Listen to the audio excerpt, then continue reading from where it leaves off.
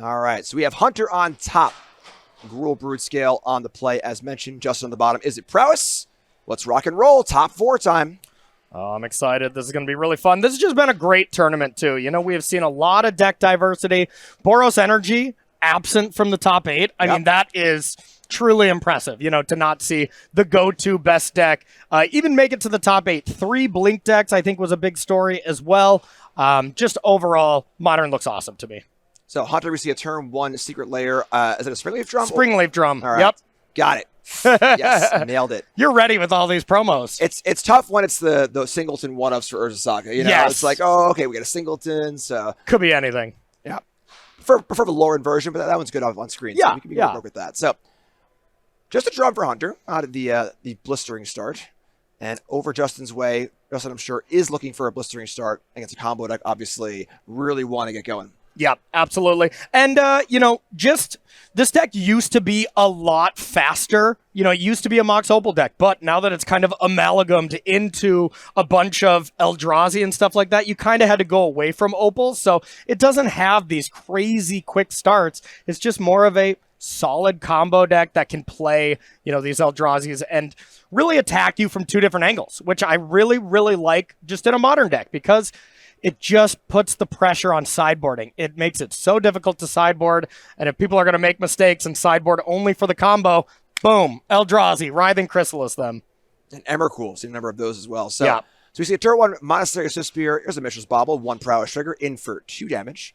Gonna make sure you miss that. Don't miss that Bauble trigger, which is excellent. Yes. And Rumble Time. Look for top 4. Forest. Vexing Bauble, Ancient Stirrings, and I believe that's is it a Cavern Souls? Looks like it Looks like a Cavern, but yeah, Vexing Bauble, you know, actually has some applications here, so, and you don't even have to sacrifice your Scion to play it, so all these mutagenic growths, these Baubles, dead. Yeah, that is, again, another one of these Urza Saga 1-ofs, right? It's a good one to flip over with a Rumble, I'll tell you that. Yeah, and this is kind of what happens when you play against a deck with a lot of singletons, right? Where they kind of just draw them and makes for a very unique board state. Yep, absolutely. All right, so Monster Spirit is going to come in here for a single point. Uh-oh. Oh, I was like, do we not have a land? Okay. That was my fear, too. So there's Dragon Rage Channeler. We have land and artifact in the graveyard. Not quite Delirium yet. Fetch land and go. Hunter's side, we see Urza Saga, and we're tapping a whole bunch of mana here. Is this a draft? Writhing Chrysalis. I mean, the draft Mythic Common. Yep. Anybody who played this limited format, you know, sees this card and you just want to heavy sigh, as it is and was completely dominant in that format for sure. Yep. So makes 2 Scions come along with it. We're going to see the Scion that was there sacrificed. Another Scion sacrificed. 2 counters on the Chrysalis. And it looks like a Walking Ballista. Okay. That's not too shabby when there's a 1/1 Channeler in play. Yeah, not too shabby at all. And I also got to say, you know, I think we all made the mistake when it came to limited with this. That card, the word reach is hidden in there. So Dragon Rage Channeler forced to attack. Ooh, brutal. Yeah, so looks like the Ballista's going to go after the Channeler. We're going to see a fetch in response. Okay. Maybe looking for Surveil land. I guess we need 2 types for Delirium, so it seems a little tough. But yeah, and even if you get Delirium, it's just attacking right into the Writhing Chrysalis. Yep. And unfortunately for Justin, we do have a red-white land, but no green-blue or green-red land to just, you know, cast mutagenic growth. Yeah, should be countered there. Uh-oh. Just to get some Surveil, maybe keep it alive. All right, but it's an instant in the graveyard, that's right. Yeah. All right, so unfortunately, though, not that 4th type Justin is looking for. Scalding Tarn goes to the bin off of Surveil. We still have a Walking Ballista trigger on the stack, dealing 1 damage to a Dragon Rage Channeler. And this is tough here. This is pretty tough. This is I guess the fetch. I'm not sure where the fetch is on this. Yeah, that's what I was wondering too. We should have a land in play, right? What are we missing here? I mean, the fetch might still be on the stack. The deck is not in your hand, so I'm curious about that. Vexing Bauble's not countering that or anything, right? Like that would make that card pretty wild. Yeah, no kidding. Yeah, I can only assume that this is the fetch is on the stack in some way. That's what I would be assuming as well. This one Vexing Bauble is certainly vexing Justin here. How about another growth? All right, so we see 4 life paid for literally 2 Surveils. Yeah, 2 Surveils, and the fetch is still going to happen, so you're not even actually manipulating. Like, yeah, man, that one of Vexing Bauble just completely reshaped this game. How about Oh my goodness. Everyone, if you have kids in the room, shield their eyes, okay? how about the full playset? Oh my goodness. And this is I can imagine turns where Justin would be very, very happy to dump a whole load of these into the stack, but not like this. The literal best vexing bauble one of I have ever seen in my entire life, and that's like including vintage. Like this was truly unbelievable. My goodness. All right, so we see Justin just empty the clip to no avail. Channeler's dead anyway. Now you see that fetch resolve. Thundering Fall is going to surveil a lava dart. Hey, at least we got a lava dart. That is true. We do have that going for us. It is a nice lava dart. Yeah, but also gets countered. Not nice enough. So an absolutely brutal game for Justin here. With Hunter, he just drew the one-up Saga target and just happened to line up really, really well against Justin's hand. Oh boy. Oh man, that was an absolute murder. That was insane for a game one. Really brutal stuff there for Justin. I like Justin going for it though. You know, casting it, trying to get out of it, get the surveils going. But we see going to go to the sideboard here. We're going to see 2 board Oculus, 4 Consign Memory, 3 Prismatic Ending, 1 Spell Pierce, 2 Spell Snare, 1 Surgical Extraction, 1 Unholy Heat, and 1 Wear Tear. What's Justin got to do here to make game 2 a little better than game 1? Yeah, so number 1, Consign. You know, I think this compared to these traditional Eldrazi decks, Consigns are not as impactful, but they're still extremely good. There's some Cavernous Souls in this list for Hunter, which can make Consign still pretty brutal, but 4 Consigns are definitely going to be coming in. I like pretty much any removal up against the Brood Scale side of this. You know, being able to Unholy Heat, let's say, the Writhing Chrysalis before it gets the Scions, as well as that Wear Tear. Being able to blow up Urza's Saga looks pretty good to me as well. All right, so on Hunter's side, we got 2 Damping Sphere, 2 Dismember, 1 Gemstone Caverns, Lucky Man's Paradise, 1 Grafdigger's Cage, 1 Nature's Claim, 1 Pithy Needle, 3 Pyroclasm, 3 Thief of Existence, and another Vexing Bauble. Thoughts here? The Vexing Bauble, Jim. The Vexing Bauble, I'm going to bring that in immediately. You know, we're going to be on the draw, so if you're not bringing in Gemstone Cavern, that wouldn't make a lot of sense. I also really like the Pyroclasms. Can still clean up a lot of those monks if Hunter were to be able to survive that initial onslaught, which, when you play Writhing Chrysalis, that kind of thing, you can slow down your opponent's draw pretty well. And the Dismember, you can kind of question those, maybe bring those in, as well as, I don't know, the Damping Spheres look okay against the very go wide, you know, trying to cast 3 spells in one turn, but you can cast 2 spells in the face of a Damping Sphere and it doesn't look that good, so I'd probably leave those in the sideboard. All right, sounds great. So they're going to shuffle up here for game number 2, take sideboards, and look at their face up. Of course, the deck lists are available, so take a little time and look things over. Well, we're going to remind you about a fantastic event coming up. Beautiful Orlando. And more importantly, beautiful standard rotation. Yes. Spotlight Series, Planetary Rotation. We're just going to see the standard rotation, which is awesome. Week 1 standard, always an absolute blast. Whether you're playing or watching, it's a great time. Yeah, absolutely. This is going to be a lot of fun. This is our next event here, brought to you by Star City Games. So going to be a lot of fun. And then we'll have, of course, the regional championships after this one. But yeah, I cannot wait to head to space. SGCon Orlando, August 29th to the 31st. First, all information on starcitygames.com/SGCon. All right, so the pressure, who's the pressure on here? Like, is Hunter trying to kind of just play defense, kill things, stay alive, play a longer game, or is Hunter trying to combo? You know, I think it is definitely stay alive. Like, I bet Hunter is going to transition into basically the control player, you know, have Pyroclasms, you know, maybe take out some of your, you know, not so great cards, some of the slower stuff, probably Emrakul coming out. And I think it is just going to be the Brood Scale aspect of it. And, yeah, just trying to get Vexing Bauble in play as soon as possible. Clearly that worked quite well. And then just kill as many creatures as humanly possible and hope that Hunter can get past, you know, turn 3 with more than 10 life. I think that's about going to be the line that he's hoping for. Well, the flip side, of course, Justin is going to try to end this game basically even before, like, Writhing Chrysalis comes into play. That giant reach blocker is going to be very, very good up against this Izzet deck. It is comical how this was a draft common Yeah. in a limited format, and the card is just seeing play all over Modern at this point. Exactly. All over Modern, obviously, but all over Pauper. You know, I mean, Sure. The best common, you know, Very fair. probably there. But Yeah, just a mythic common of epic proportion for that card for sure. Because usually you see commons that constructed their cards like Lightning Bolt. Yeah. They're usually the spells. The threats themselves are usually mythics. They're usually rares, the powerful high-end cards. So really cool to see. Yeah, the fact that we have 3 commons from that set, the fact that we have Rumble, Broodscale, and Writhing Chrysalis, this is a deck sponsored by MH3 for sure. So Justin's obviously aware of the bobble. Obviously very aware of it from game 1 there. Sees the second copy in the sideboard. Mm-hmm. Do you think Justin's going to cut down on some of the free stuff if possible? I think the mutagenic growths already didn't look that amazing. And honestly, that's probably just one of the more commonly sided out cards from these Izzet Prowess decks. That's the card you want for game 1 to just really hammer home, be as fast as possible, and then usually shave those kind of cards to be able to react to your opponent. But also, if that just happens to you, I don't want to have 8 0 drops. And especially I don't want to draw 3 of them and have a 4th in the graveyard there. That was brutal.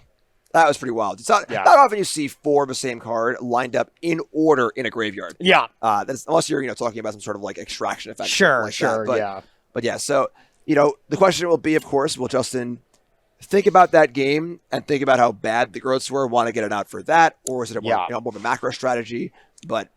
And I think the other thing is even we already saw Justin do it, play the bobble on turn 1 after the Swift Spear. I think you're especially doing it now when there's twice as many vexing bobbles. Just at least get the value while you can, because I don't expect to see Justin trying to interact with the vexing bobbles, bringing in prismatic endings, those kind of things. Because, if you ever go to destroy that and they get the buyout of being able to sack and draw a card as well, that exchange feels terrible. But, Justin would have to do it if he's got a bunch of zeros.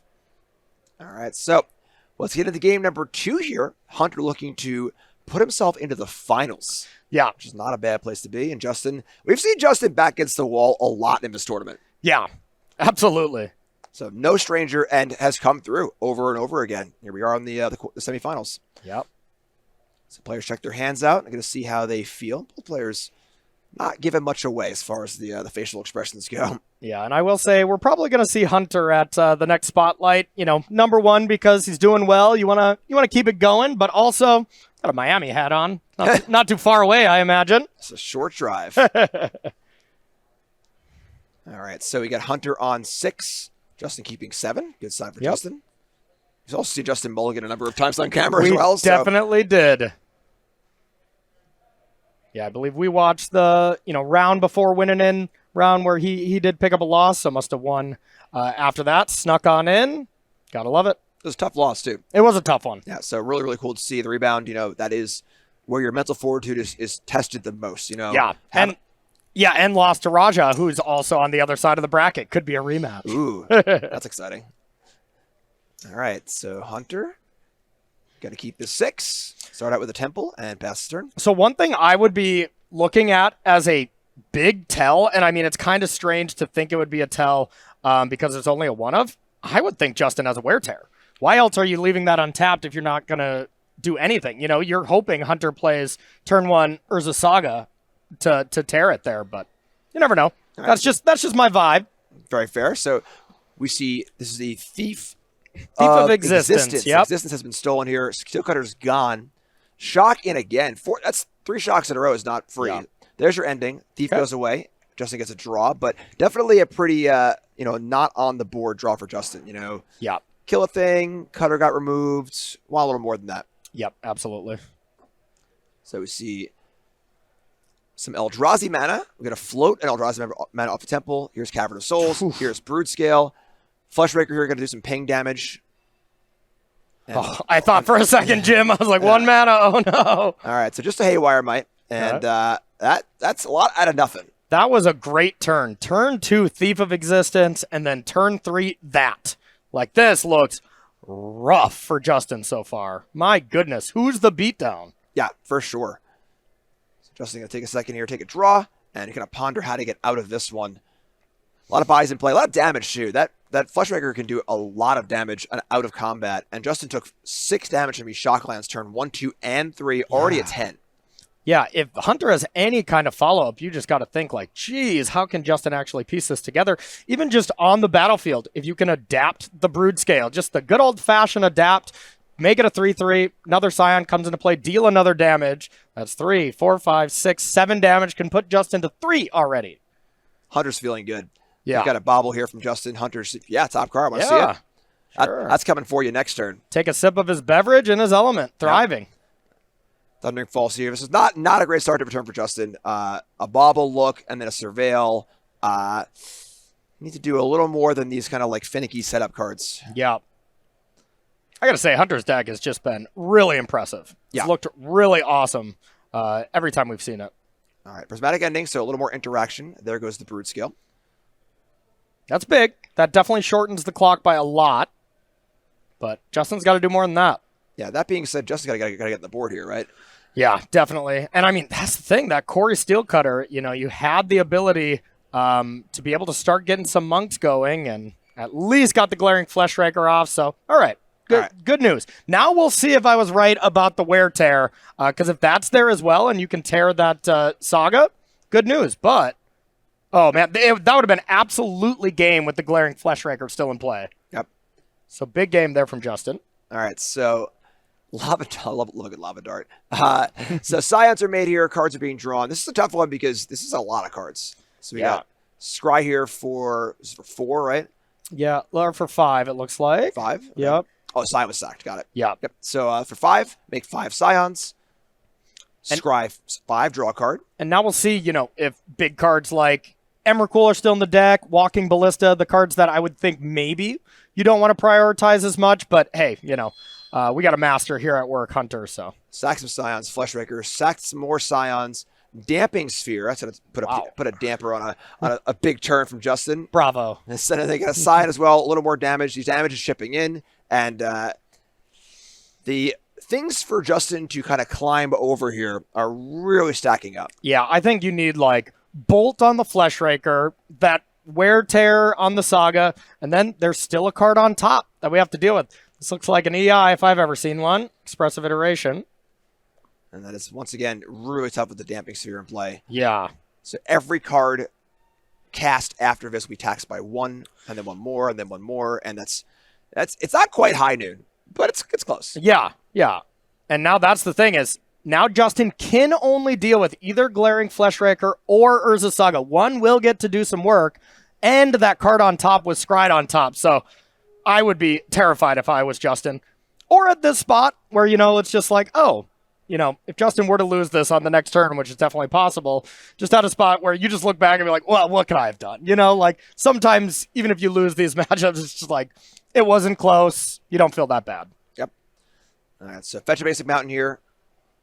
I believe Justin's down to 7. Yep, I would think 7. And there's a decent amount of power in play. And, of course, a little bit of colorless plus Eldrazi synergy here with the Fleshraker with these tokens off the Saga. Oh, Jim, that's just a preordain. Oh, now no. Fleshraker and the Saga get to live. And I see Hunter doing some math there. Yeah. I think that's the classic. Like, I think this is over. All right. Justin tapped out, preordaining, setting up for next turn, a turn that might not come. Going to go to the bottom, pass it back to Hunter. Hunter will draw. Can Hunter finish this game off and go to the finals? Here's Soul Guide Lantern. That's going to be a Scion and a ping. And kind of just going to add up the 1 plus the 1 plus the 1. Going to peek at the graveyard here. Yep. You're going to see the bobble the Dragon Rage Channel is gone. Very important. Yep. And then, we have 3 more damage coming in, putting Justin to 3.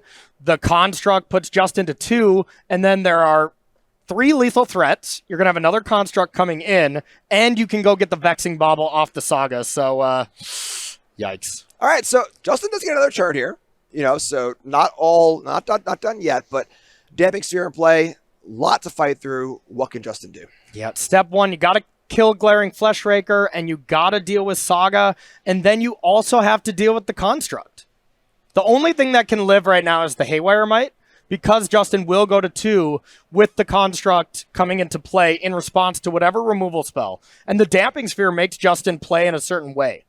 Oh no. Not iteration again. Oh no. There's a Bolt to deal with the Fleshraker. All right, and a land. Okay, and do we have a basic? We need another basic, almost assuredly. We do have one more.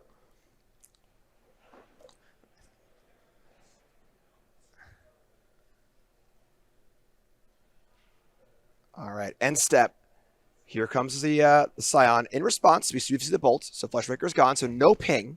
But still a lot more to work through. We have the Construct, we have the Haywire Might, a lot of mana. Saga's still there. We're going to see a Construct on the way out for the Saga. Yeah, and I don't even know how you can beat the Construct here. 1, 2, 3. Okay, I mean, yeah, I guess you can bolt it right now. All right, get a Mountain. So it has to be a bolt. Ooh, man. Hunter is so close.